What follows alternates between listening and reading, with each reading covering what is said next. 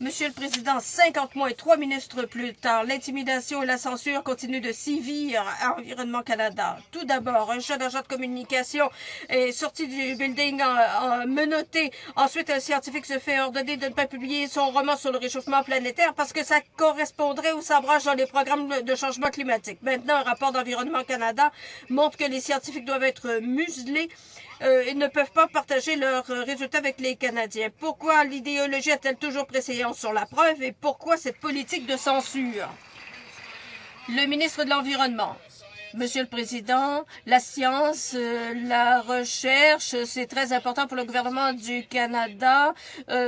Le gouvernement a appuyé la recherche scientifique et continue de le faire.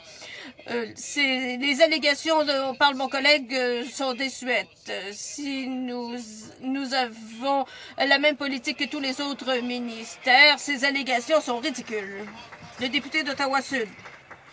L'accord de Copenhague stipule, et je cite, qu'il faut réduire les émissions de gaz à effet de serre selon les données scientifiques. Il exige que les mesures soient, je cite encore, conformes aux données scientifiques. Les États-Unis, l'Union européenne, proposent des augmentations majeures du financement de la recherche sur le climat. Pourquoi le gouvernement conservateur, qui a signé cet accord il y a à peine 3 mois, refuse-t-il de renouveler le financement de la Fondation canadienne pour les sciences du climat et de l'atmosphère? On s'oppose à quoi exactement au niveau scientifique? L'honorable ministre de l'Environnement. Monsieur le Président, la question de mon collègue remonte à 2007-2008.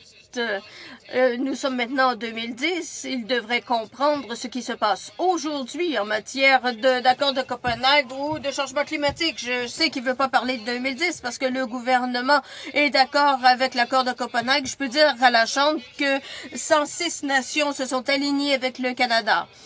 Plus de 90% des émissions du monde sont couvertes par cet accord de Copenhague. Pourquoi mon collègue n'en prend-il pas conscience? Order. The honorable member for